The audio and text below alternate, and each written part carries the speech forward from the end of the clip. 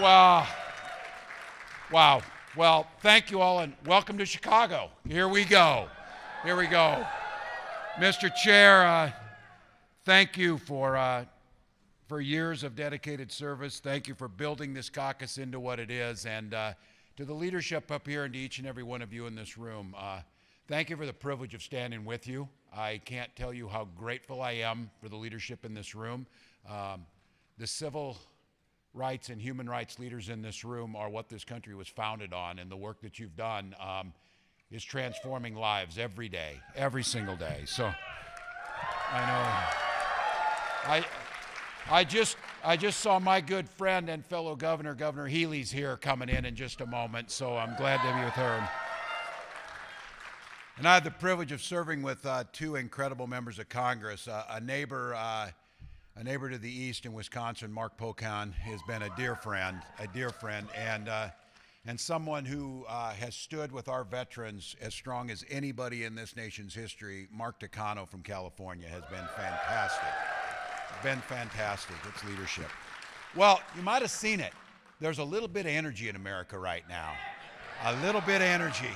We were in Western Pennsylvania yesterday, riding around in a bus, stopping. I had stopped at my first Sheets. I wanted to know, get that experience. So the Wawa people went nuts after that. So you can't please everybody, but the Wisconsin folks and the Minnesotans know it's about Quick Trip. So that's where it goes. But look, that same energy was in Omaha, Nebraska on Saturday afternoon in thousands. It was the same energy when we were in Philly a week and a half ago. And then thousands of people parked and walked in the sun to a field in western Wisconsin. 15,000 in a hangar in Detroit. I saw the other guy said it was AI, and you know what my response to that was? You know what won't be AI? Their ballots come November 5th. I won't be AI. So just tell yourself it's AI. But it's the same energy. And then out in the desert in Nevada last week, 12,000 people crammed that arena. 4,000 people stood for hours outside in 109-degree heat. Shelby, the state organizer for this campaign, signed up 5,000 of those people to door knock and call. They're showing up for the same reason you're showing up. You love your country. And you know that adage towards a more perfect union is there's work to be done. There's good work to be done. As John Lewis used to say, there's good trouble to get into. There's good trouble to get into. And I'll tell you, this idea of what this nation was founded on, and we are a decent enough and good enough and honest enough people, we can tell our whole history, the good, the bad, and the ugly. Because if you don't know where you came from, you don't know where you're going. You don't know where you're going. And I'll tell you where we're going. One place we're not going is back, as you've heard the Vice President say, we're not going back. And the opportunity, we're not going back.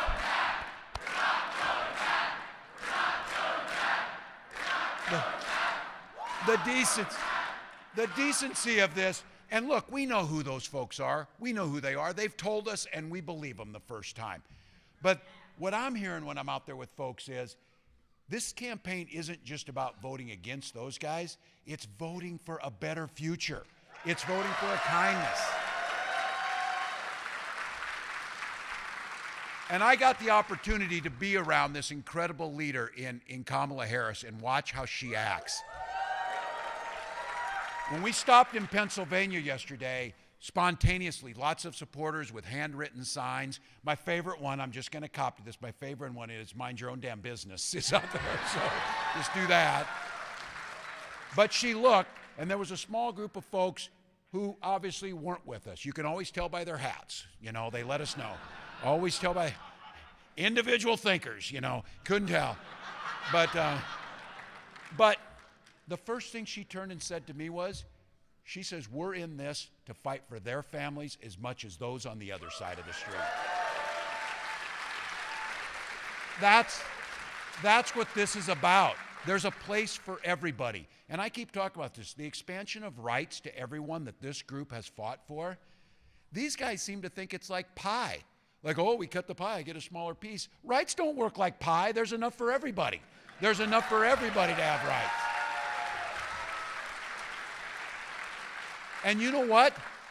These are ideas that overwhelmingly are supported by the American public. These are ideas feeding our kids a decent society where everyone has a say, where we respect people's rights. We talk about freedom in this party. The vice president talks about freedom. Freedom to make your own healthcare decisions. Freedom to love who you want to love. Freedom to read the books you want to read. You heard me say this.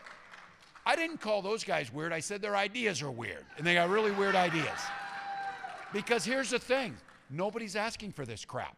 Nobody's asking for it. Nobody's sitting around, you know what we need to do? We need to make insulin more expensive. Nobody's saying that. And they're sure the hell not sitting in a bar in western Pennsylvania saying, you know what we need to do? We need to ban Orwell's Animal Farm. That's what we need to do. Nobody's saying that. What they're saying is, let's make health care more affordable. Let's make child care more affordable. Let's make sure that people are free to live their lives as they choose, and we mind our own damn business and just keep investing. That's all we need to do. So, look, I've been saying it, and I know it. This is preaching to the choir, but it's time for the choir to sing. We've got 78 days to change the direction of this country with a forward-looking, inclusive society that's willing to tackle tough problems. Our kids are asking for some pretty simple things. Give us clean air and clean water, for God's sakes. Do something about this. And you've heard me say it. I have owned firearms and hunted my whole life. I believe in the Second Amendment, but I also believe our kids need to be free to go to school without being shot dead. They need to be able to do that. That's a freedom. They're not mutually exclusive. So look, we got 78 days. We know we have to. This thing's going to be close, closer than it should be. But at the end of the day, for every one of us, I am not waking up on that 79th day to find out that we didn't do everything we could have. Those 5,000 people signed up in Las Vegas, Shelby, who did that. By the way, that night, she ended up in urgent care and had an IV because she was dehydrated from being in the 109-degree sun. She left it on the field. I'm not encouraging you to go to urgent care over this. What I am encouraging, though, is when it feels like it's getting hard and it feels like it's a slog and it feels like people are putting out misinformation, keep our eye on the prize. The eye on the prize. Because, again, 78 days, for Christ's sakes, people in here have been fighting these fights for decades. You've been fighting it. And you've been doing it, the same way the vice president's doing with it. She's bringing vision, compassion. She talks about, look, a strong leader doesn't beat people down. A strong leader lifts people up. And she's done it with joy. We can talk about joy. We can talk about love. We can talk about kindness, because those are strengths. And I'm here to tell you, for those guys on the other side, don't ever mistake our kindness for weakness, because when it's time to come out hard, we will come out hard at you. We'll make the case.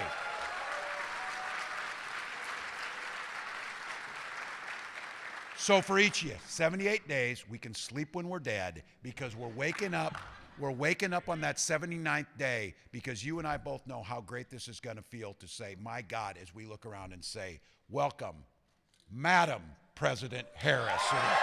Let's go. Thank you.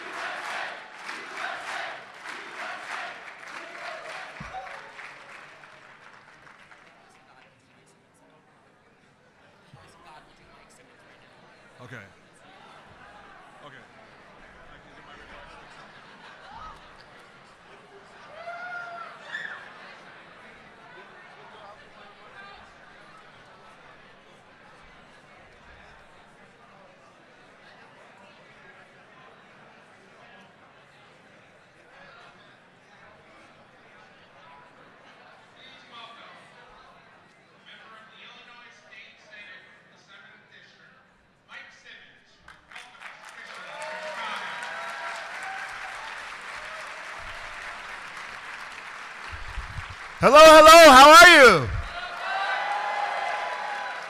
Now, because I'm a millennial and millennials love to do selfies, I'm going to do a little video and I want you to tell me how excited you are to be in Chicago for the 2024 Democratic National Convention. How excited are you? Let me hear you! Let's do this!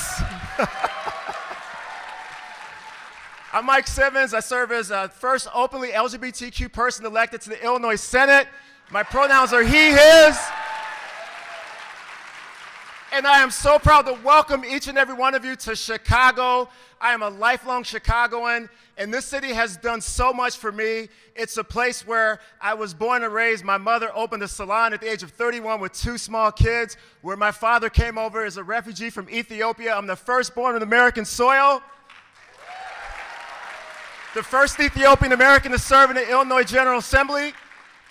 My family grew up in scattered site public housing as a result of a 1976 Supreme Court decision that desegregated low-income black families in the city of Chicago. I'm a proud product of public housing. I am openly gay, and I have passed 50 bills in the Illinois Senate in just 3 years.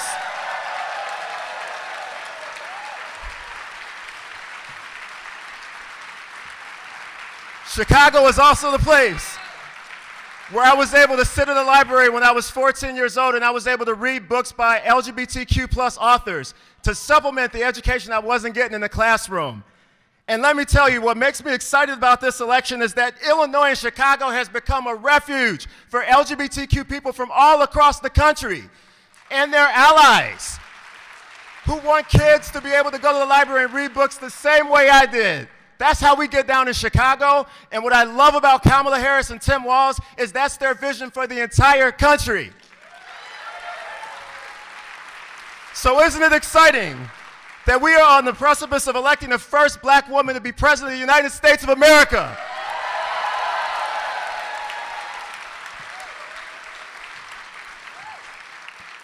And I was just thinking the other day, I was traveling through the South, I was at a family reunion, and a family member of mine handed me a document that had the share of sale on my great-great-great-great-grandfather on my African-American side, who was sold as a slave in 1856.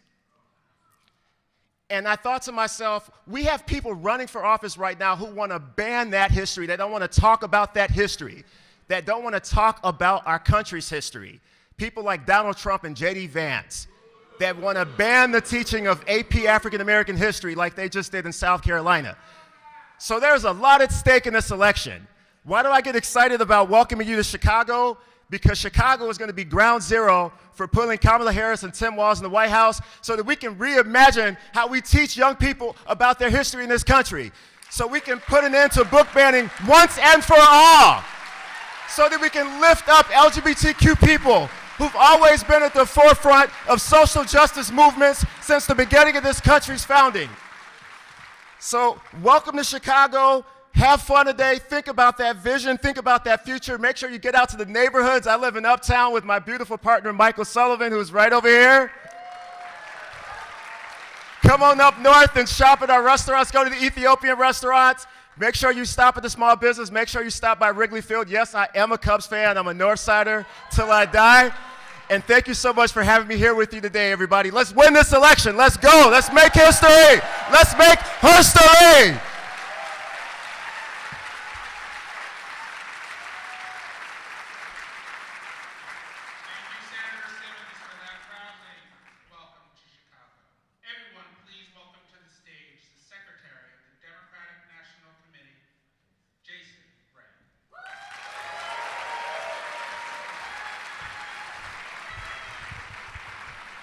Well, good afternoon, Democrats. Who is fired up and ready for this convention? It is absolutely so wonderful to see so many of you. As our party's first openly LGBTQ secretary, I could not be more thrilled with the number of LGBT delegates that we have at this year's convention. In fact, it is, I am told, so one of my responsibilities as secretary is certifying all of our convention delegates, and I am proud to share that we have the most LGBTQ convention participants that we've ever had at a Democratic National Convention before.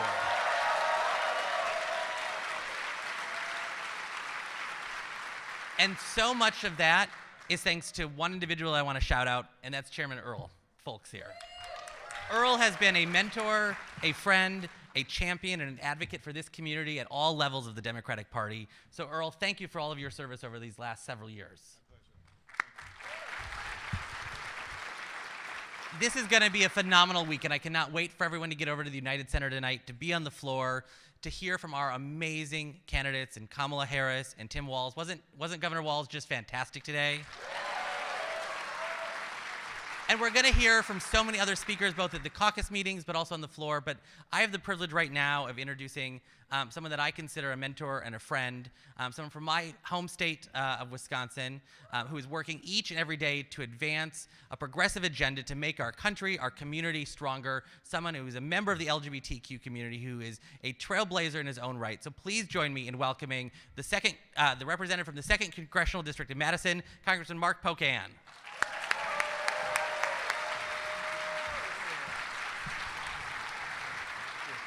All right, it is great to be with you today, and isn't it great to have a Democratic administration and a Democratic ticket that is so supportive of equality and rights for everyone?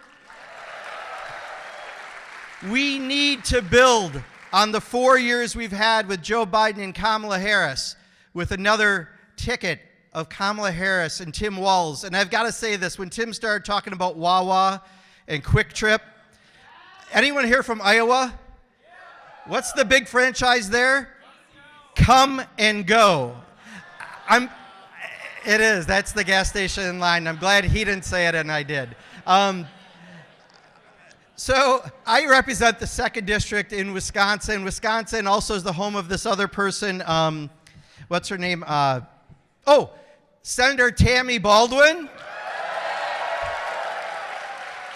And just a reminder, Wisconsin was the first state in the country to have a gay and lesbian rights civil rights bill in 1982, and it was 7 more years before the next state, Massachusetts, passed one. That's pretty great to have that kind of heart in America's heartland, right? In Wisconsin. I also am the lead chair of the Equality Caucus this session, which, by the way, in Congress is the largest caucus of any caucus in the entire country. We have 10 out co-chairs and 186 other members of Congress. By the way, all Democrats, even though we're open to both parties. Apparently, though, you have to have values and morals in order to join the caucus, and it is coincidentally only Democrats. And I want to give a shout out to my great colleague who's going to be the lead co-chair in the next Congress. Let's give a nice shout out to Representative Mark Takano from California. As Mark will tell you, he is the #1 Gaysian in all of Congress. So we appreciate that, Mark. So we've got big things to do, the Equality Act and other legislation that we need the majority. We are 4 seats short in the House of Representatives from Hakeem Jeffries becoming Speaker. Hakeem Jeffries. But we're also facing a lot of backlash by the Republican majority right now. It's not just the stigmatizing of trans kids or taking health care away from the trans community. It's also going after pride flags outside federal facilities. It's banning funds going to drag shows, which, by the way, has never happened in the history of the country anyway. It's saying you can't discriminate against someone who believes marriage is only between a man and a woman, which isn't even the law of the land. And it's even going after members' earmarks that go to LGBT organizations under this extremist majority. And on top of that, we have Donald Trump's Project 2025. You've all heard of that? Look, Trump is trying to run away from that. The problem is over 140 of his administration officials have had a hand in writing that. And the Heritage Foundation, that is the lead sponsor of putting this out there, was a sponsor of the RNC, not the DNC. And they will continue to go after our rights. But here's the good news. In less than 80 days, we have the opportunity to elect more Democrats to state legislatures across the country. We can hold the U.S. Senate, and we can pick up seats to get the majority in the House, and we can elect Kamala Harris and Tim Walz as president. So are you willing to do everything you can in the coming weeks to make sure we elect more Democrats to state legislatures in your state and other states? Will you knock on doors and make phone calls and do everything you can to make sure that we hold that U.S. Senate and gain the majority in the House of Representatives?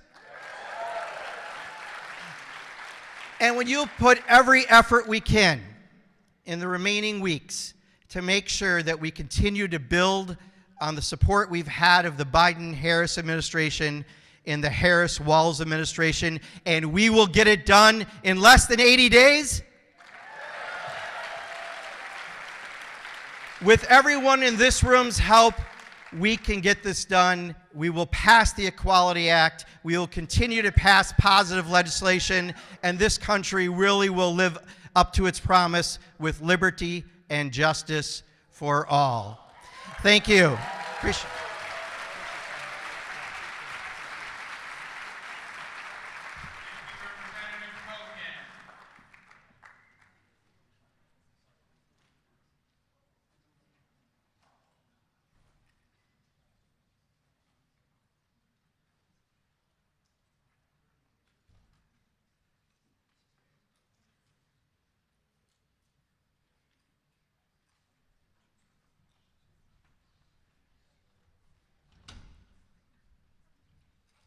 Everyone, please welcome LGBTQ Caucus E-Board member Lawrence Saxon.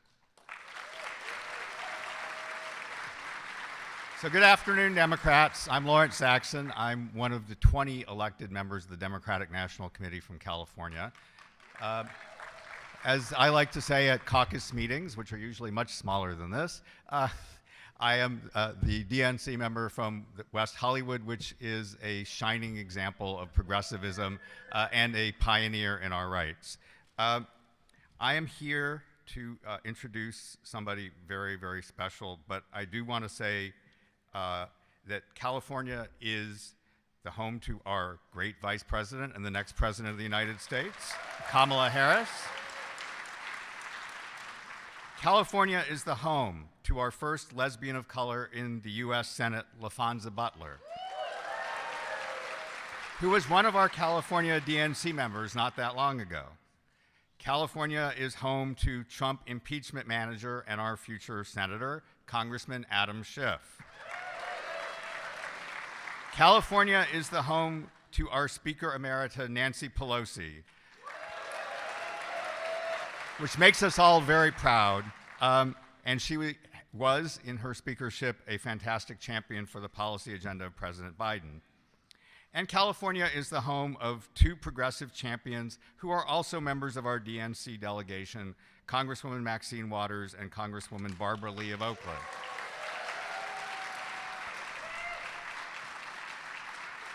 Congresswoman Lee has given voice to the voiceless and given a seat at the table to those who have been excluded, a seat that she has claimed even if we had to bring our own chairs. And if you saw the Netflix movie Shirley, you know that Congresswoman Lee has been a progressive champion for decades.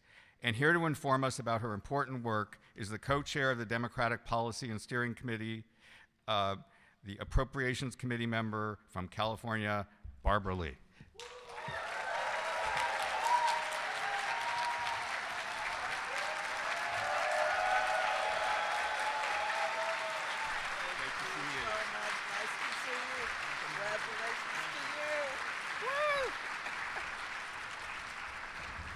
Well, thank you so much, Lawrence, for that very warm and spirited introduction. Good afternoon. How are you doing? It's so good to be with you.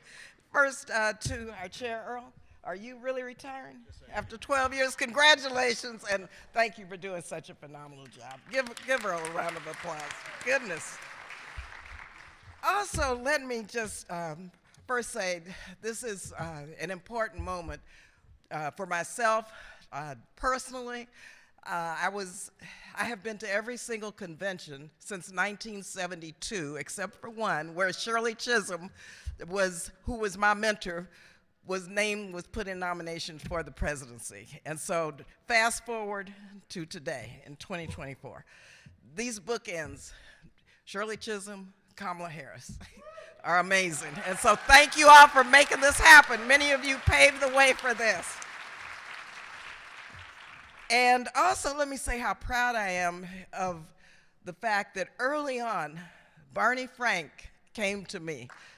Barney, a good friend of mine, and asked me, when he formed the Equality Caucus, he said, "Barbara, you have got to serve as vice chair and help me get this Equality Caucus together." And I said yes immediately, because I knew then that we had to form alliances and that we had to bring people together unified to fight for equal rights, for justice, and for freedom for the LGBTQ plus community. And I'm so proud of Barney, I'm so proud of Mark, Takano, and Pocan for everything that they have done to grow this Equality Caucus to be what Mark said, the largest caucus in Congress. So that's because of all of you. So thank all of you so much for your leadership and making it happen, because that's what it's about.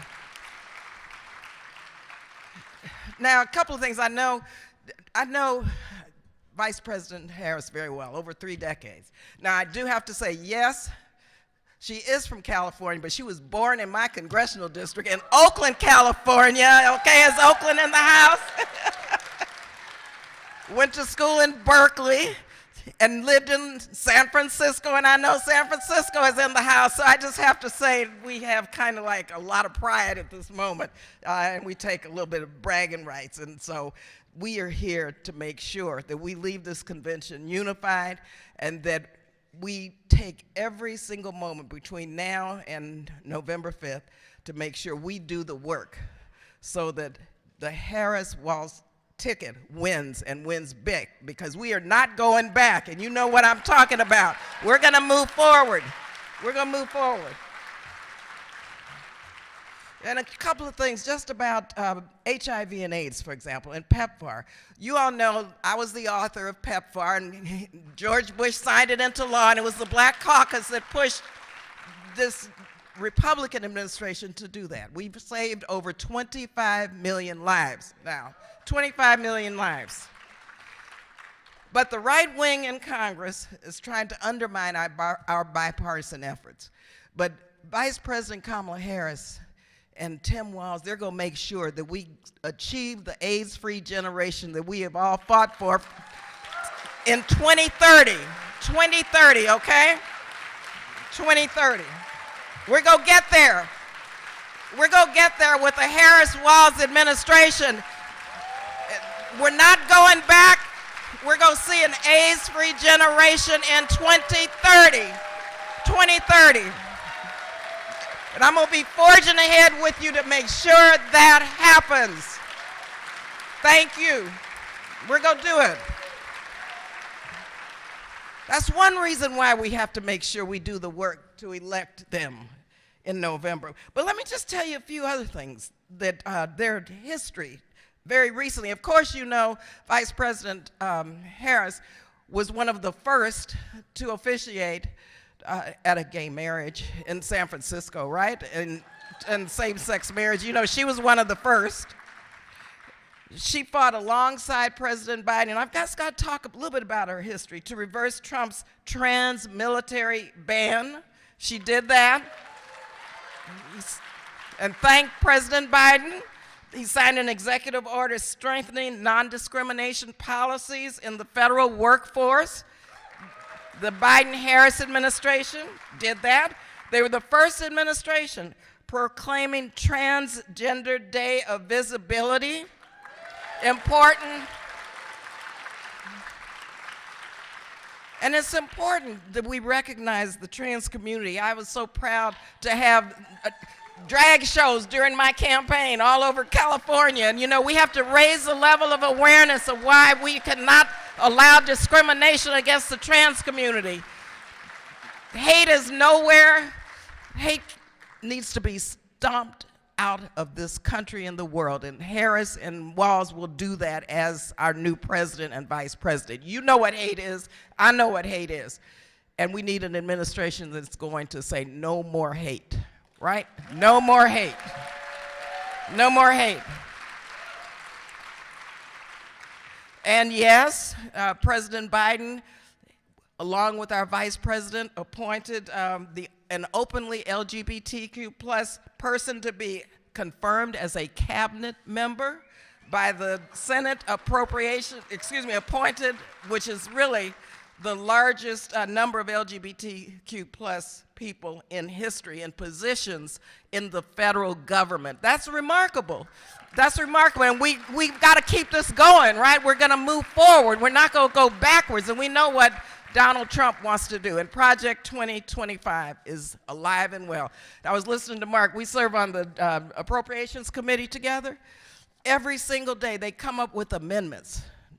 And Mark is so remarkable in making sure that we fight against these Project 2025 amendments that would ban the pride flag, that would just destroy all of the gains that we have made for justice and for equal rights. And so just know, I know personally how important this is and why we do need to have a Democratic House, a Democratic Senate, and a Democratic White House, because it's about moving forward. Finally, I'll just say, we're not going to allow Donald Trump to win this election, right?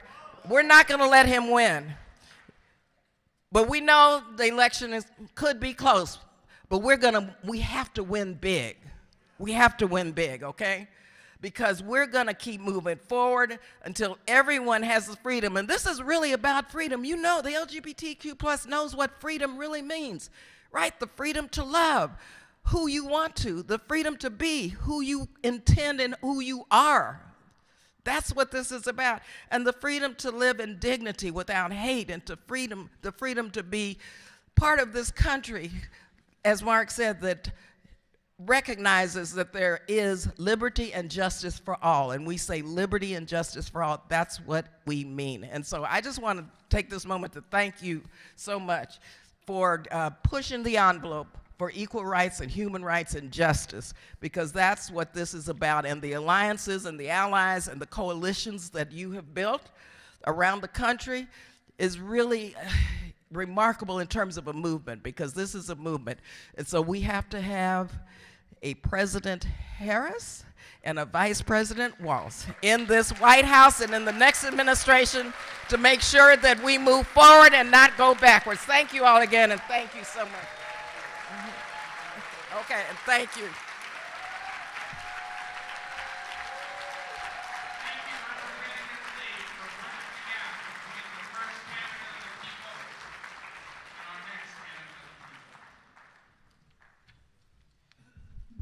We're just having some technical difficulties. Please just pause with us for a moment.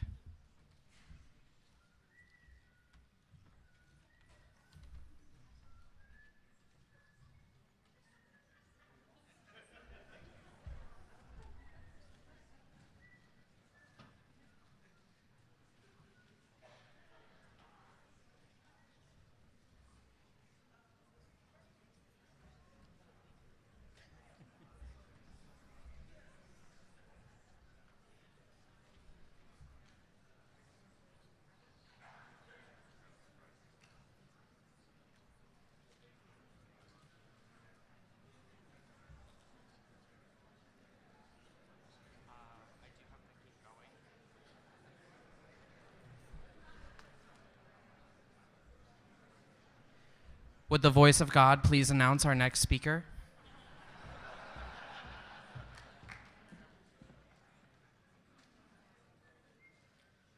And now, as a surprise for Chairman Folks, please welcome his good friend, fighter for the teachers, Randy Weingarten, the American Federation of Teachers.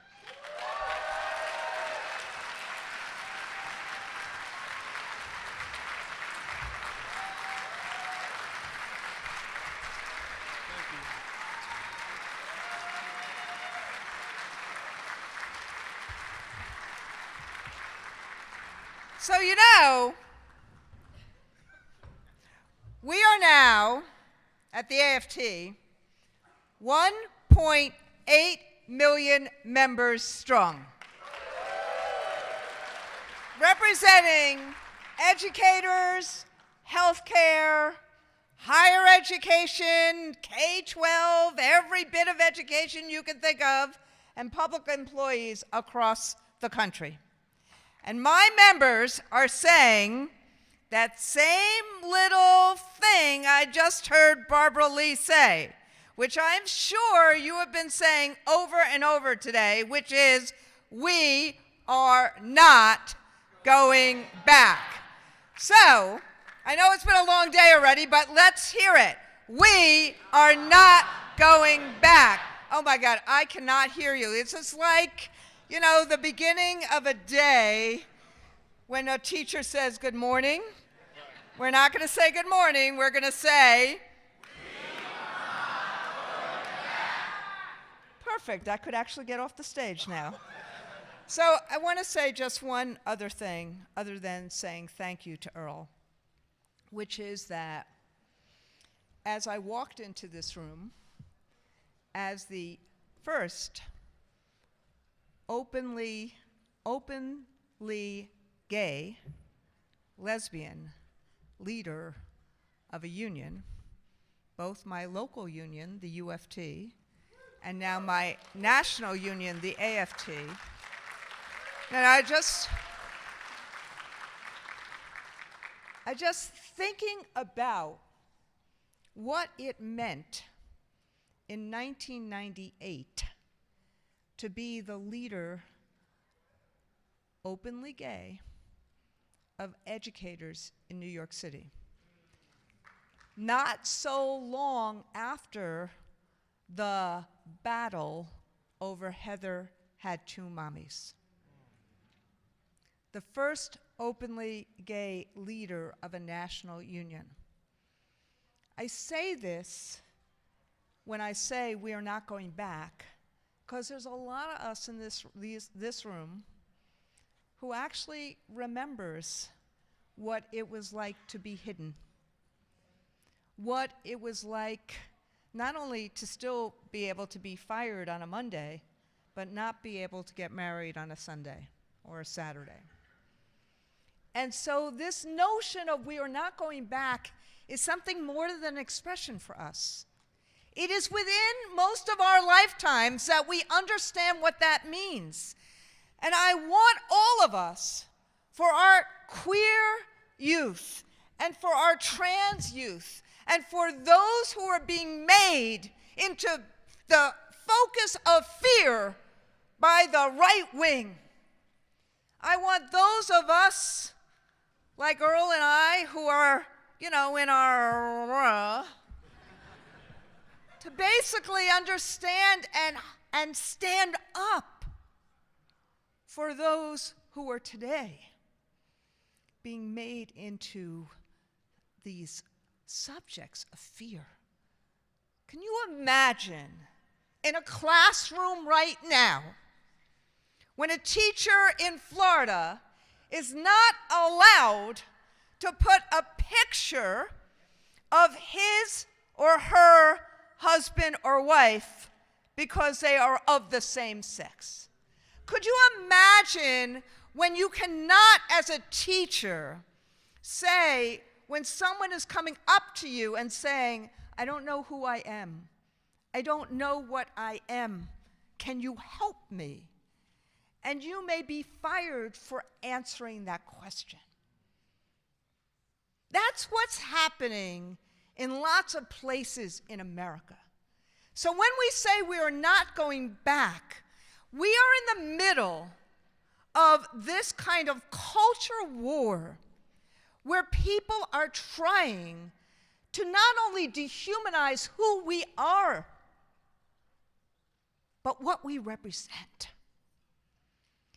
And in some ways, the stakes of the election are about basic humanity, are about basically ensuring that kids can be kids, adults can be adults, and our better days are in front of us, not behind us. So when I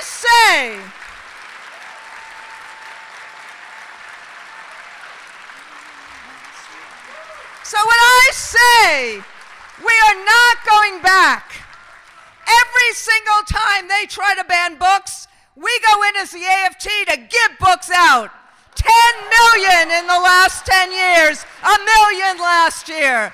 Every time they say you cannot to your kids, we say, the AFT says, we will defend any teacher who talks to our kids, who listens to our kids, who lets our kids be who they want to be. But this is what we need. This is the last thing I'll say. I don't care how much Pompeo calls me the most dangerous person in the world, or Marjorie Taylor Greene suggests that I am not a mother because it was my wife who had the kids in our families. That's, for those of us who are activists, for those of us who engage in this work, like everyone up on the stage and everyone in this room, we know how to fight this. But this election, yes, I do hope we win by a lot. But this election, as much as it is consequential to us, it's consequential to those who did Project 2025. It's consequential to a guy who is trying to stay out of jail. This is an election that we will only win. We have amazing candidates. Kamala and Tim are amazing. They will do what they need to do, but we will only win it by talking to people, by creating hope, by creating a future. So my question to you is, do you want to win? Yeah. Do you want to win? Yeah. Are we going to talk to people? Yeah. Are we going to talk to our family, even those we haven't talked to in a long time? Yeah. Are we going to talk to our friends? Are we going to focus on hope? Are we going to focus on opportunity? Are we going to focus on freedom? Are we going to focus on the promise of America? Are we ever going to go back? Thank you.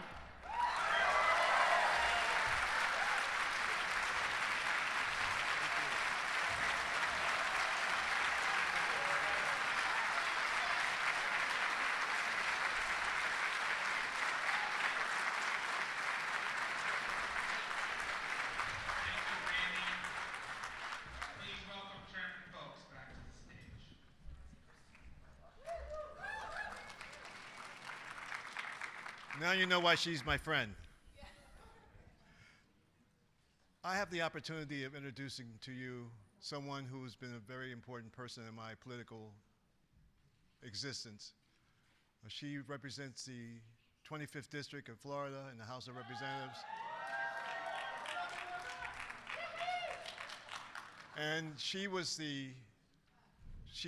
reappointed me to the DNC during my first term as chair of the LGBT Caucus. And she was someone who made my work easy. Every time I asked her to come someplace to speak to the black queer people interested in politics or local DC politics, she showed up. And people told me she's not going to show up, but she showed up every time. And I never got a chance to say thank you 8 years ago, and I'm saying it now. Thank you, Debbie Wasserman Schultz, for everything you've done to make me a better leader. How are you?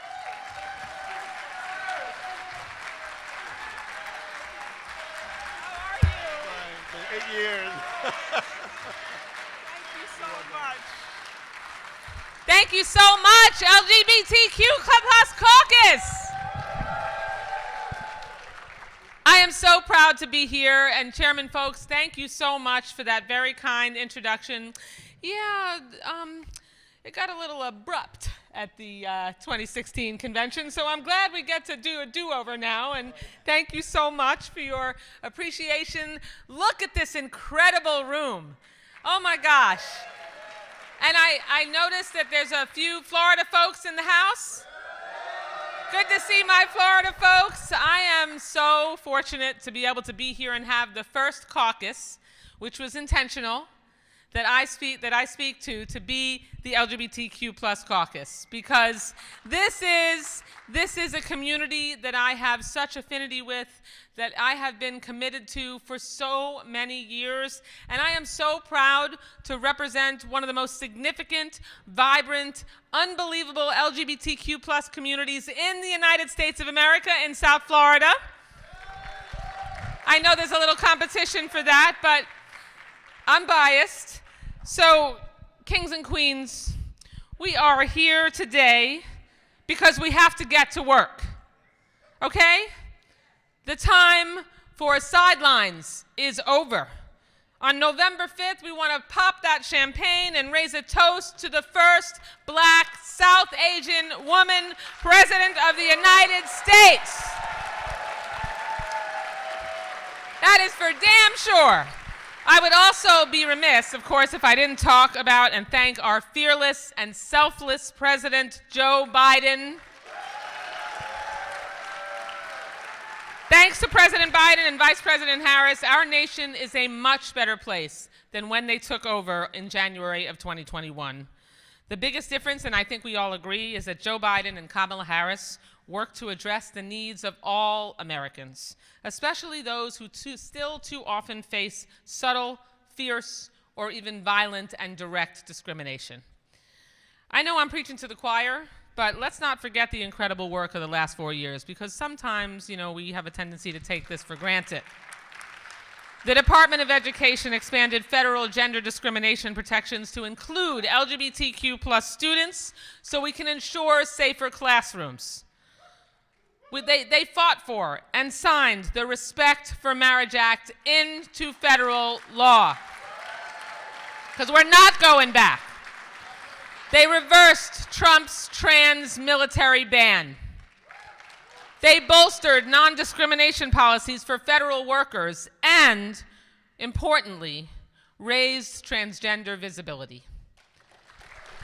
And look, they didn't do this alone. They did it with your help and millions of others who have the values just like ours.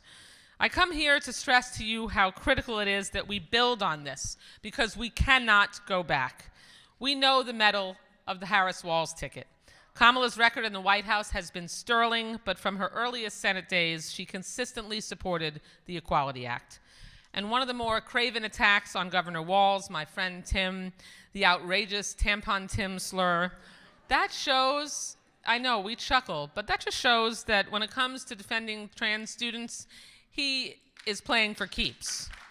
And I mean, to take that kind of a platform and go to bat for trans students in the way that Tim Walz did is truly remarkable and exemplary. We know Trump-era policies actively sought to disenfranchise and marginalize LGBTQ plus people, and it is vital that we have elected leaders who will stop MAGA extremists from trying to recriminalize the lives of our LGBTQ plus community. Am I right? And I see, let me tell you, I love my home state, but I see what that's like every day in Florida in the vicious, cruel, discriminatory laws pushed by Ron DeSantis and other anti-LGBTs. There we go, that's what I'm talking about.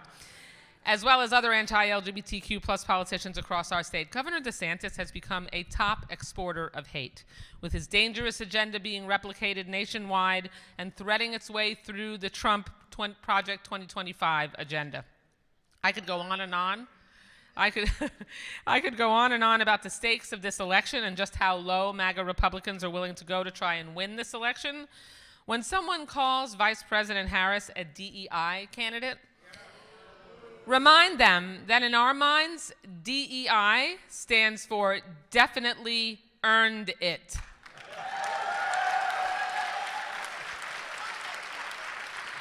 Because we know her record. Let's knock down the bullshit smears. Her record was as a successful district attorney, a successful attorney general, a successful United States senator, and a successful vice president of the United States of America.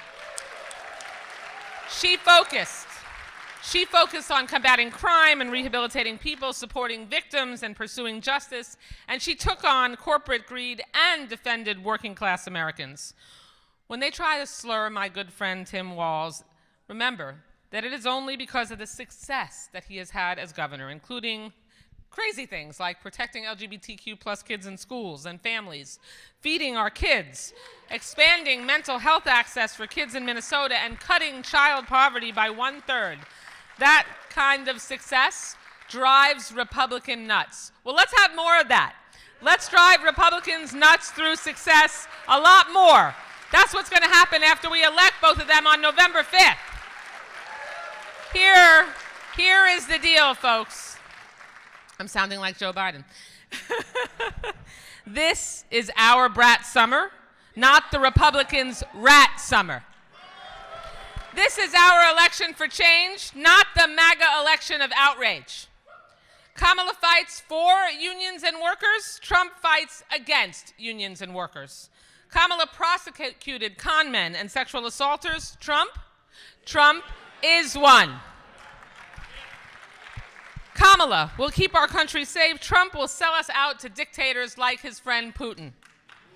The choice is clear. She's a strong, smart, remarkable woman who fights for freedom, security, and economic opportunity, and equal justice under the law, and a country free from discriminatory policies. We need to organize and mobilize so that we can send Donald Trump to sashay away one last time. Because, let me tell you something. If this is a lip sync through your life, Trump is toast. Thank you so much. On to victory.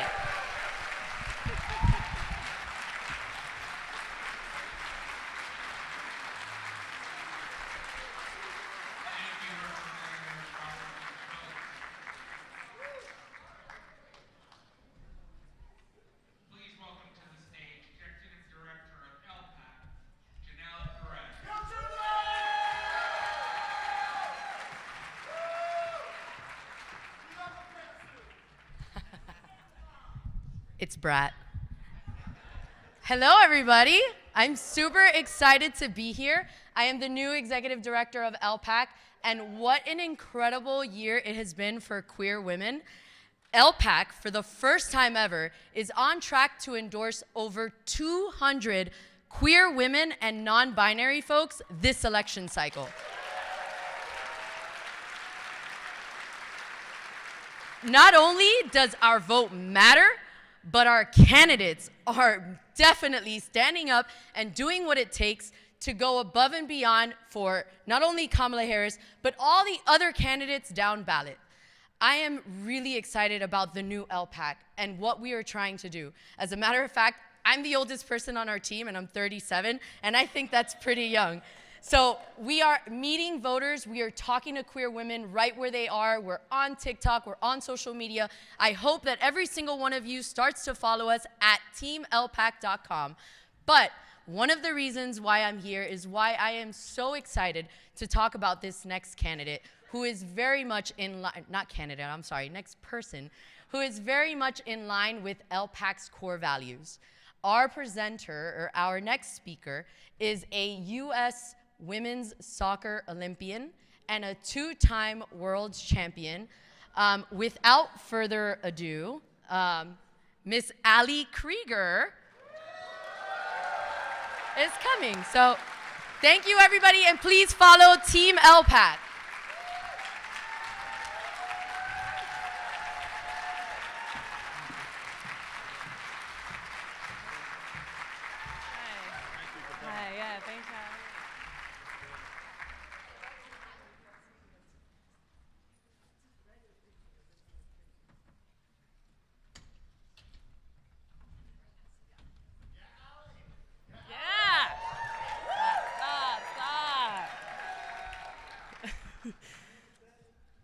Good afternoon, everyone. It's truly an honor to join you here at the Democratic National Convention and share a deeply personal topic, the power of inclusion for LGBTQ plus women. As a professional athlete, I've witnessed firsthand how our community's strength can drive remarkable change. Inclusion is not just a value. It's a transformative force for progress. Equal pay is a goal we have been fighting towards for generations. And while we have made progress, we know that equal pay to this day is not a reality for many Americans. We also know that equal pay is more than just a goal. It's a fundamental human right. My fight for equal pay alongside my U.S. Women's National Team teammates, 6 years in federal court and 3 years of litigation, is just one example of perseverance in advancing our values can achieve. We understand that equal pay is a matter of justice, and we remain committed to promoting these values in our communities, workplaces, and laws. The work of LPAC and many of you here today is part of this same fight for equity and inclusion. Many folks in our community know too well the anxiety that being their authentic selves may impact their livelihoods, health, well-being, and safety. Policies affecting economic stability and personal safety are critical in ways to ensure people feel valued and protected. Everyone deserves to work in an environment where they are recognized, celebrated, without fear of discrimination because of who they are. We must continue advocating for equal pay, workplace protections, and benefits to ensure respect and protection for all individuals across every industry.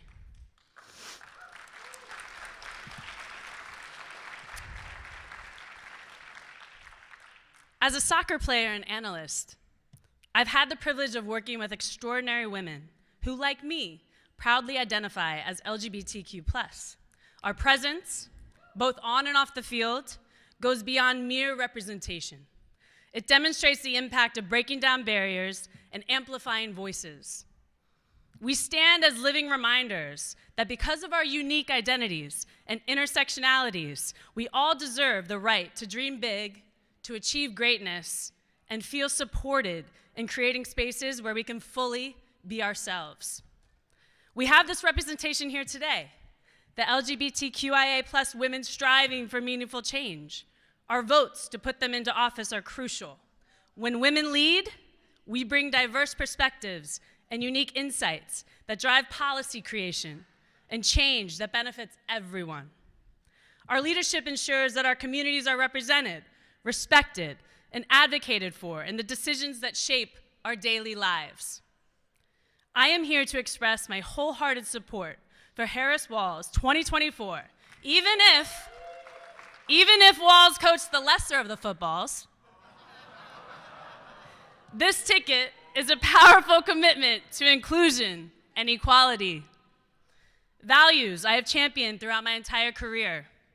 Vice President Kamala Harris and Governor Tim Walz have consistently demonstrated their unwavering dedication to advancing LGBTQ+ rights and fostering a vision where every person, whether queer, bisexual, lesbian, transgender, non-binary, Black, Indigenous, or a person of color, can stand proud and reach their fullest potential. Their leadership embodies the values we, as a community, hold dear. I want to take a moment to talk about reproductive health care, a critical issue in this election.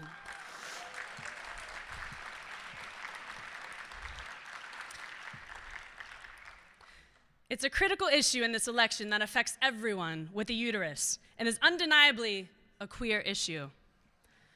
The fight for access to reproductive health services goes beyond a personal choice. It's a fundamental right that must be restored and protected. For many of us in the LGBTQ+ community, access to comprehensive reproductive health services is vital for our well-being, autonomy, and survival. Upholding, restoring, and expanding reproductive rights is crucial for everyone because we all deserve access, safety, and support to create our own families. Thank you.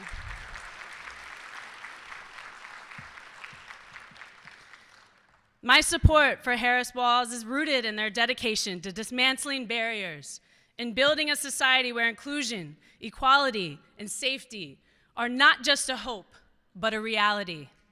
Electing leaders like Vice President Kamala Harris and Governor Tim Walz, is essential because they champion the values of inclusion, equality, and progress for all.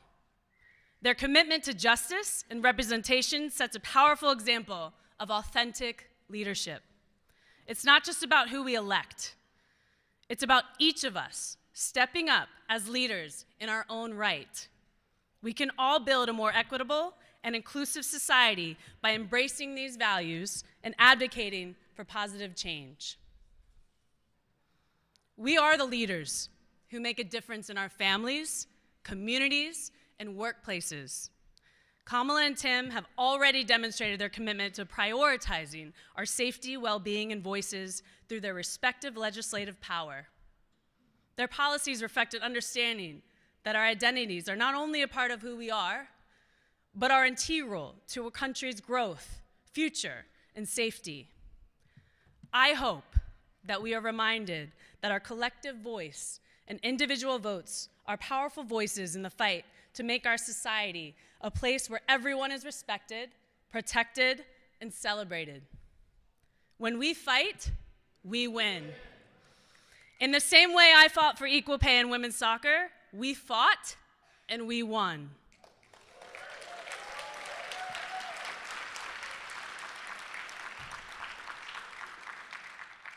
In the same way LPAC continues the necessary work of getting LGBTQ folks elected, we will continue to fight and we will win in November.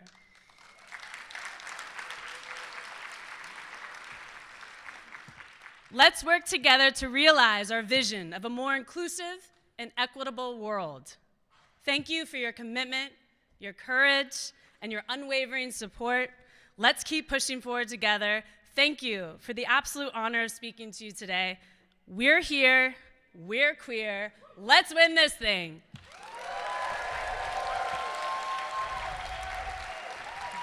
Thank you.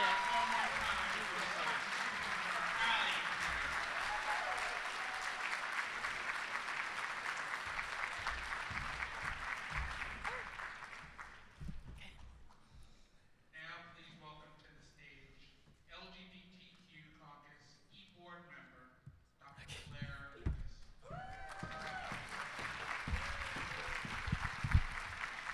Hello, Democrats, and hello, my favorite kind of Democrats, the LGBTQ plus community and their allies. So welcome today.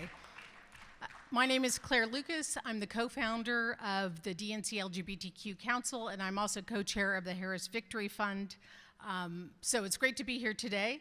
I hate to date myself, but I remember just not too long ago when there were only 15 people in this room. And this caucus has grown so much over the years, primarily because of an incredible man, and that man is Earl Folks. So Earl, thank you for your service. He's a wonderful, wonderful, wonderful friend as well, and just an incredible human being. So our community, interestingly, has also gone from being a constituency group to a voting bloc. And that is something that is really incredible. 27.8% of all Generation Zs consider themselves to be part of the LGBTQ community, so let's never, ever forget that. And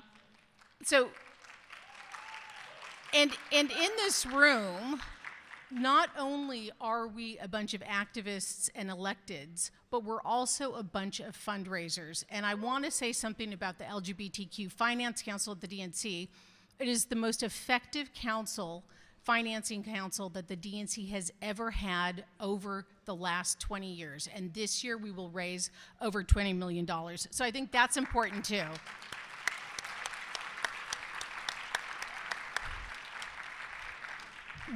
One of the topics that I speak about that I think is so important, and other people have mentioned it today, but that this election is about what I call the promise of America. And that promise of America is equality, justice, and freedom. And if we don't win, we will be going back. So again, thank you all for participating and helping make this country the best country that it can possibly be. Our next speaker is an amazing woman who really works to further the promise of America every single day. She's a natural competitor. She was actually a professional basketball player at one point in time. She was the first out LGBTQ Attorney General of the Commonwealth of Massachusetts. And then in 1922, or not 1922, 2022, let's really date ourselves, sorry, Maura. In 2022, she became the first out elected governor of the Commonwealth of Massachusetts. She's an incredible person, incredible friend, amazing person. So I'd like to bring up Maura Healey.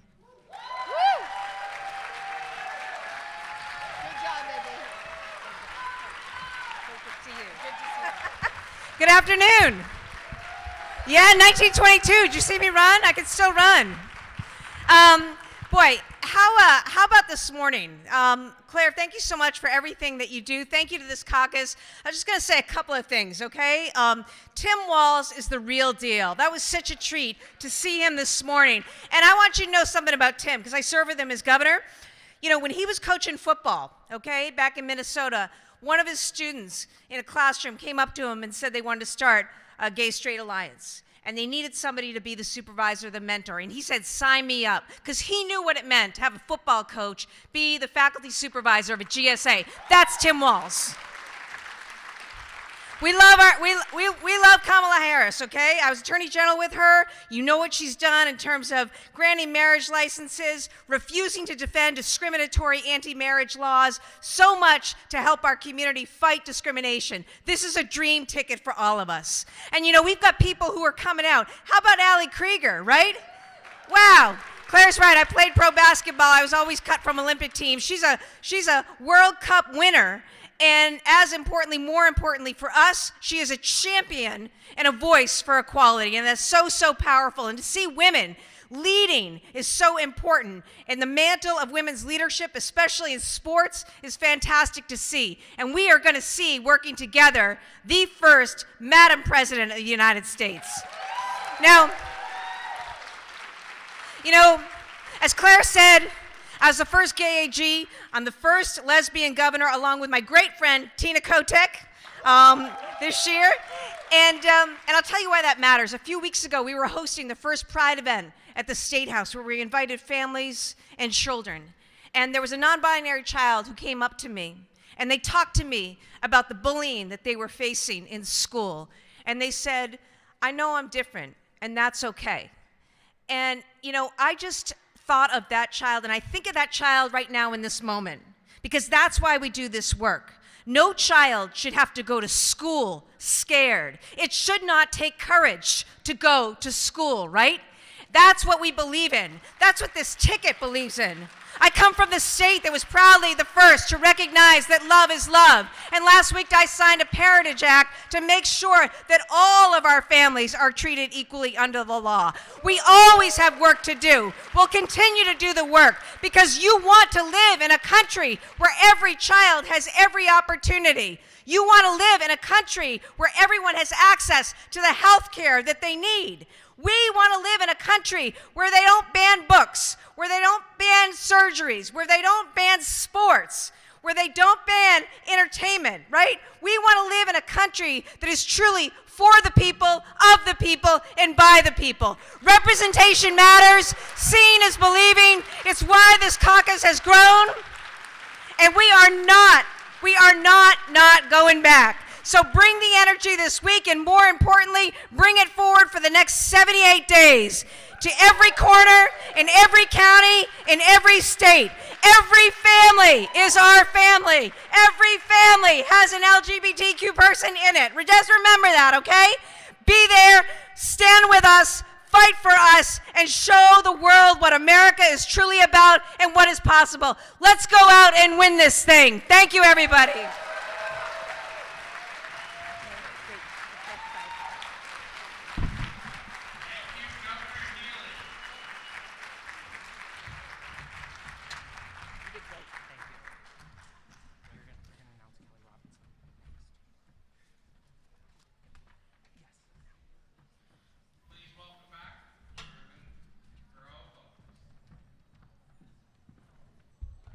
We're almost finished, folks.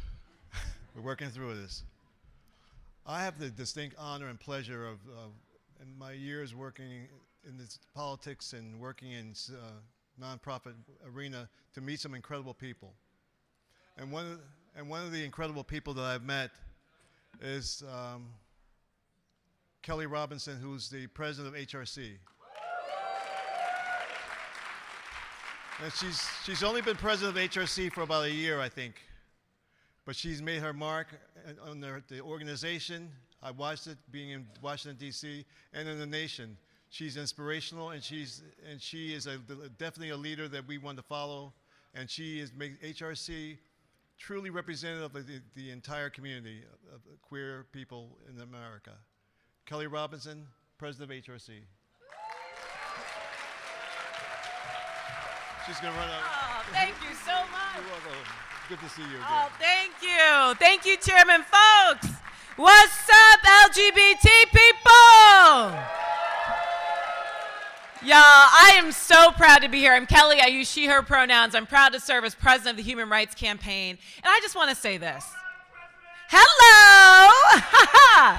And look, I got a quick message for you. Once again, queer and trans people are going to save America. Are we ready to do that? Are we ready to do it? Y'all, I'm proud to be the first black queer woman to lead the Human Rights Campaign and to be here with you to elect the first black and South Asian president of the United States of America. So y'all, you can't tell me progress isn't happening. You can't tell me change isn't possible because we are living proof of it. And I want to say this. At every point where America has needed change, LGBTQ plus people have been at the forefront. There would be no civil rights movement without Bayard Rustin. There would be no Stonewall without Marsha P. Johnson and Sylvia Rivera. There would be no Beyonce's Renaissance without Uncle Johnny, all right? We have been here and we will always been here. The question before us is, what are you willing to do? Is anybody ready to fight this year? Is anybody ready to win this year? Well, know that we are powerful and we are strong and there's nothing we can't do when we do it together. So y'all, get out there and lead and fight with charisma, uniqueness, nerve, and talent. Because America needs us. Happy convention, y'all. Let's go to work.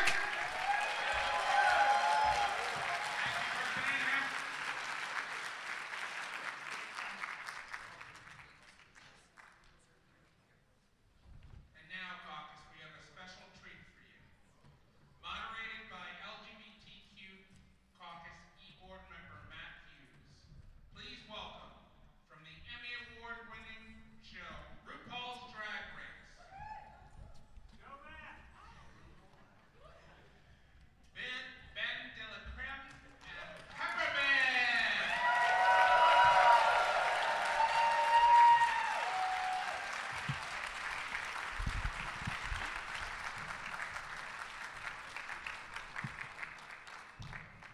Hello.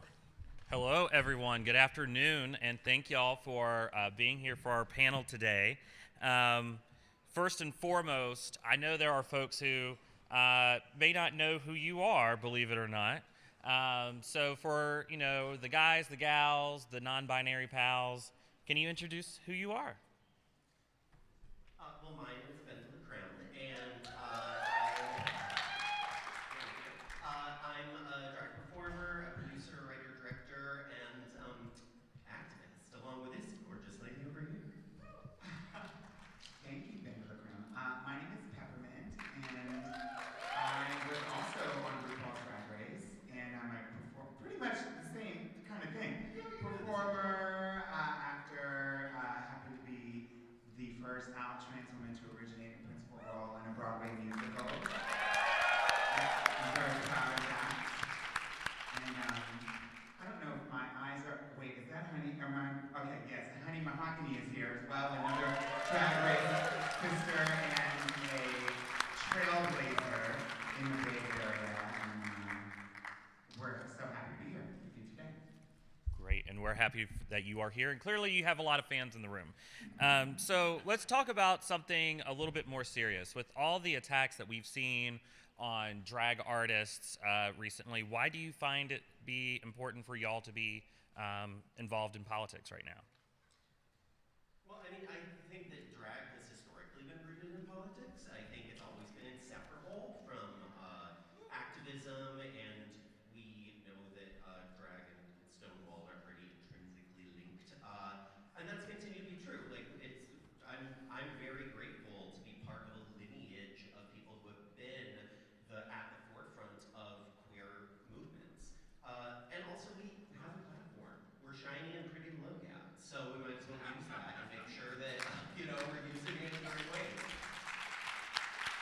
Yeah, I mean, I would have to echo that.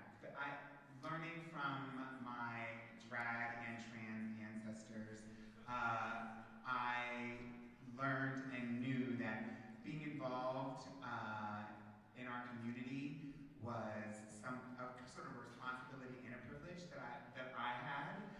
In addition to like lip syncing and turning out a fierce look at the gay bar, I would have the opportunity personally at my own shows to speak about AIDS and HIV education and prevention, or like what initiatives were important to our local community. And that's not something that's unique to me. That's something, like Benny Lacreme says, that's been a part of our heritage as drag and trans and gender nonconforming people throughout, way before Stonewall, you know, probably since we've existed.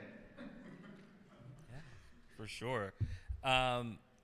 So one of the things we've seen is this huge increase in recent years of anti-LGBTQ legislation, including drag bans. I think there were 27 proposed this year. What do you think we can do, or you can do also, to help combat these bans that really just is another way to silence the LGBTQ community?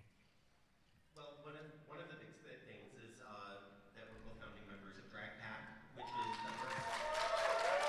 Drag Pack. Write it down, honey. Because drag entertainers and gender variant folks, we've been, as we just discovered and talked about in the last question, we've been on the forefront of every movement, every fight for our community. We've been there the entire time, and a lot of times it's receded.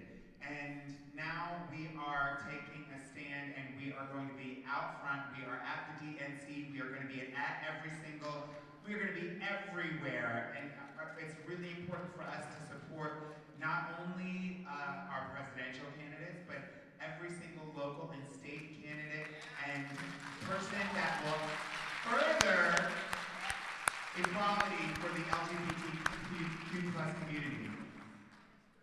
Yeah, and you know, I mean, one of our main missions with the PAC is to really engage voter registration among young people, Gen Z specifically, and because of the kinds of platforms we have, I think that a lot of young people are maybe seeing that they can start to get engaged, and I think that for any of us who have that link to younger folks who maybe feel disenfranchised by the political process, we can show them through just attending things like this. I mean, we have this specific opportunity to do this, but also hopefully that each of them also can be involved in whatever way that they have, use whatever resources they have to help support this cause.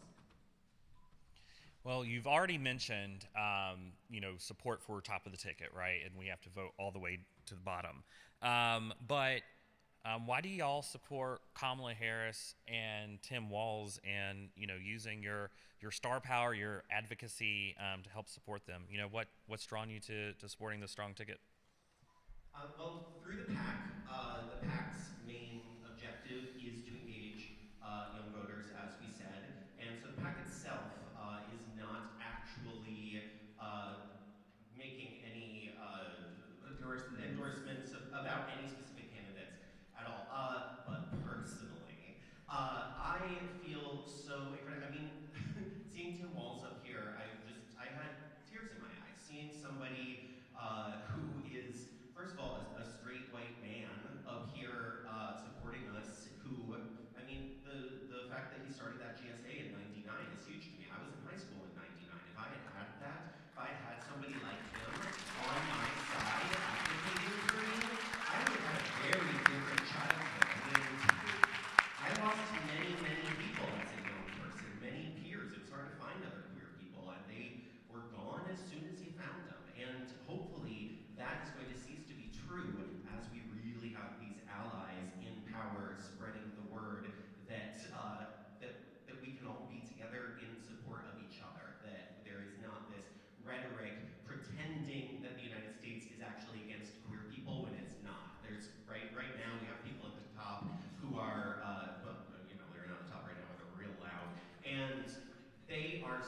spreading the idea that Americans are anti-queer, and it's just not the reality. It's not the reality, but there is an impact. And, you know, I think the support for, and celebration of people at the top and all over who have a history of being supportive of the LGBTQ plus community is so important, because hearing people with loud megaphones and loud platforms is damaging, but then seeing the impact, for instance, the Supreme Court is just about to take up trans health care again out of Tennessee, which could set a precedent not only for blocking access to health care for transgender individuals, but we can see that that actually connects to bodily autonomy, connects to reproductive justice. And so we can see through these issues that they are all intertwined. And unfortunately, the drag bans, although most of them thankfully were not successful, and there are 27 that you mentioned, there's over 500 anti-LGBT, mostly anti-trans pieces of legislation either being proposed or on the table this year alone. And so I see I saw a couple of years ago when we started to hear about these drag bans, which were ludicrous and preposterous, and I was incensed that my community as a drag entertainer was being attacked. But I was also disheartened because so much of our energy, I mean, we already know, drag entertainers, we're not groomers, we're not doing anything wrong, we're entertaining, and we are oftentimes the people who are the megaphones and the town crier for our community, disseminating information and rallying people to get up and go do what we need to do for our community. But what was really disheartening for me was to see that a lot of the energy that was being put into, that was necessary to being put into defending our drag entertainers from neo-Nazis showing up, people showing up with weapons, and people trying to pass legislation to fine them or fire them or whatever was happening. That took every ounce of energy away from the people who also needed to be protected, the trans individuals who were having their health care taken away. Some anti-trans legislation has gotten through, and you know, I think it's so important that we realize that all these issues are intertwined and interconnected, and we definitely need people to pay attention to what will be happening at the Supreme Court, because if that goes through, it's not a good look, y'all. It's not a good look. All right, let's give it up for our panel today. It's not doom and gloom, though. I want to say that. It's not doom and gloom. We are obviously energized, and we're really excited to be some of the few drag entertainers that are here. Hopefully, in 4 more years, we'll have more drag entertainers a part of the community of people who are speaking out and taking a stand and being energized and cooperating with each other, because drag entertainers are not just nightlife entertainers anymore. We're out during the day, we are here to cooperate, we are here to participate and contribute in every way that we can. So we will see you at Drag Pack on Wednesday.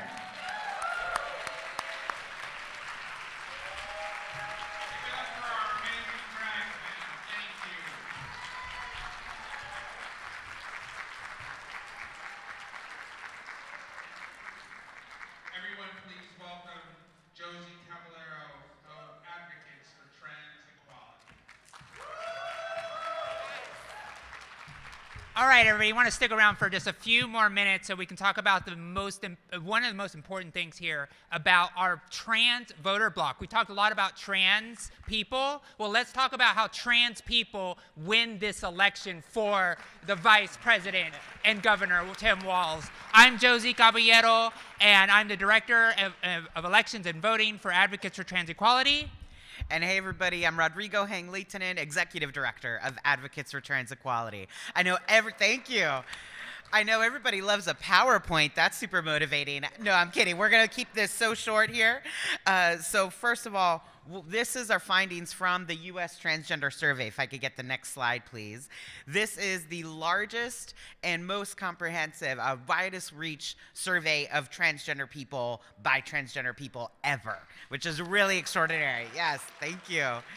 And you've got some flyers on your chairs, so we're going to breeze through this. But if you want any more information about trans people and voting, scan the QR code on the flyers on there. Yes. And I'm trying to press the next slide here as we move forward. All right, great. So what does this mean? What did we find out? Well, we found out that in voter turnout and voter registration, trans people come out at 75% of voter turnout and 82% compared to the populations of the United States. We are not only a power bloc, but we are one of the strongest voter blocs that is in the United States. Next slide.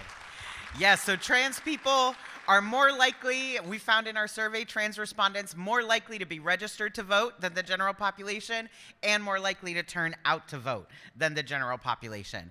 And we're also more likely to get engaged in other ways in civic participation. You know, you see here the high numbers of people who contacted an elected official in the last year, the high numbers of people who attended a rally or a protest, and the high numbers of people, trans people, who serve on boards or otherwise involved in their local committees. So we are a force to be reckoned with here. Absolutely. And if we get a little bit of our next slide here, we have, when we looked at the data with the people who didn't vote or did not register, we saw that the barriers of trans participation were there. So when we look at the barriers, we see that among the voting eligible residents, limitations such as name and gender changes, identification documents, wanting to avoid being harassed by election officials because they were trans, and thinking that their state's voter identification law could stop them from voting. That is why it's critical that we educate and make sure that you have the right to vote. That's why we say go to transformthevote.org, where we have those resources. So thank you, everybody, for being part of this, making history here at the DNC this year. And we really want to, can you next slide, please? And we really want to make sure that you use this information to show that trans people are a powerful voting bloc here in our democracy. So check us out at transformthevote.org. Thank you very much. And if you are a trans delegate, make sure you find us, and we got buttons for you. All right. Thank you all. Yes.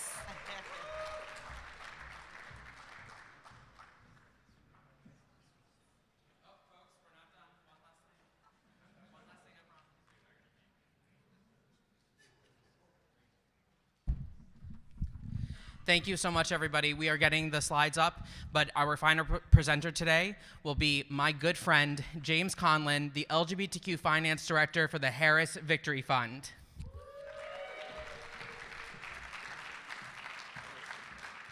Good afternoon. How are we doing? The crowd emptied out a little bit for me, but that's okay. It's so great to be with everyone today. I just want to start off by saying thank you to so many of you, and what an historic gathering we have to nominate Kamala Harris and Tim Walz tonight and throughout this week. So just a quick background on who I am. I'm the LGBTQ Finance Director for the campaign. I grew up in Boston, Massachusetts, if there's anyone here from the area. There we go. And I just want to start off really quickly by shouting out so many incredible leaders here in this room, particularly one who was up here, but is just sitting right over here. Her name is Dr. Claire Lucas. She is the Harris Victory Fund National Co-Chair. And I just want to give her, if she could just stand up and give an incredible shout out to her. There are leaders in this world, in this space, who have redefined what it means for who we are as a community. Dr. Lucas is one of those people. I am so grateful to be her partner in this world, so thank you. Okay, so I've had the honor to be able to do this work for the past 3 years, and this is not my first convention. The first one actually was in 2004 when it came to Boston, but I haven't been there since, so it's been a few years. So I'm very excited to be back, but on the fundraising side, I'm here to talk about financially how we are doing, and I'm so excited to say that financially, we have never been in a stronger position for success to make sure we elect a Democrat once again to the White House this November and continue the mantle of Joe Biden's legacy. LGBTQ plus voters are going to be a critical voting bloc to this election, and quite literally could be how we make sure we continue 4 more years of progress in the White House. This coalition, now more than ever before, quite literally understands what's at stake. Whether it's Project 2025, hypocrite J.D. Vance and his couch, or any other MAGA-oriented Republican, they will do anything, as we know, to put our lives at what we are at stake. And so my philosophy on fundraising for those who are interested is 2 things, always as a rule. It never hurts to ask, and 2, you always do your best to leave as little money on the table at the end of the day and at the end of the cycle. So at the beginning of this campaign, we said, Claire and I sat down, and Andy Tobias, who's our other co-chair who couldn't be here today, we said, if we could raise $10 million, do about 15 events, that will be an incredible success. We will outraise every other campaign that has been here in the past. We didn't hit that goal. Instead, we went ahead and so far have raised $20 million, and we'll raise $25 million before the end of this campaign. This community in particular continues to raise the bar for ourselves, and we will raise again, like I said, $25 million. We are the highest raising coalition in the Democratic Party and in its history this cycle. That is no small chunk of change, and it's by a long shot, okay? On top of that, we have hit every major LGBTQ market in the country, and if not, we're going to, from Provincetown to Palm Springs, St. Petersburg to Sonoma, Boston, Miami, San Francisco, New York, LA, and so many more. We have 2 months left, and we are still only just getting started. This momentum is not just felt from the LGBTQ community, but from supporters nationwide, large and small, medium and big, everything in between. It's why in this campaign, so far, we have raised more than $1 billion to raise for Kamala Harris and Tim Walz to win in November. And we are the first fastest raising campaign in U.S. history to be able to do that. That is nothing to joke about. That is no small number. That we are in a position for success. So as we go into the final weeks of this campaign, I can't stress enough to everyone in this room, to your friends, everyone that was here that left a little early, that it is so important to be not just politically engaged, but financially engaged. Our support now needs to shift to mid and lower tier donors for those that are giving $25, $250, $25,000. There's a market of those in this world that we can tap into that we still need to make sure we have what we need to be successful. Even with these numbers, we have states to support, ad campaigns to run, organizing efforts that we need to be able to support. And I want to make it very clear, these numbers are good, and I want to make it even clearer. They're working just as hard on their side, but unfortunately, they're trying to make sure they're keeping the guy out of jail, and that's where they're spending their money. So we're doing good here. I want to just conclude very quickly with this, which is that this role is the honor of my life, and it's particularly incredible to be in this room. It's a career highlight for me, to be honest. And the reason thank you. The reason this coalition is so successful is I've been doing this work for just a little bit. I've been a fundraiser for about a decade now. I've been doing this job for about 3 years. Folks in this room have been doing this work for a lot of bit. There's so many of you who've been doing this for decades, and I've been spending a lot of time this week thinking about when I went to that convention 20 years ago when I was a little 10-year-old closeted gay kid who really didn't even know anything. At that time, the world was unbelievably different. We were fighting for civil unions instead of having gay marriage enshrined in law. Discrimination was at an all-time high instead of having a Democrat who was able to fight for us in the White House. And though we had a seat at the table, we were not guiding the discussion, nor were we organized politically or financially in the way that we needed to be. More than decades later, we have had 4 years of progress under an administration that has worked tirelessly to make sure someone always is in our corner. 2 decades later, that 10-year-old kid is up here to be able to say to you that even with the progress we've made, everything we are fighting for is on the ballot. We are going to elect Kamala and Tim this November because we know in this room, more than anyone else, that not only are we not going back, we cannot go back. So let's do everything we can. We need your support. We need your money. Let's get organized. Let's win this. Thank you very much, everyone.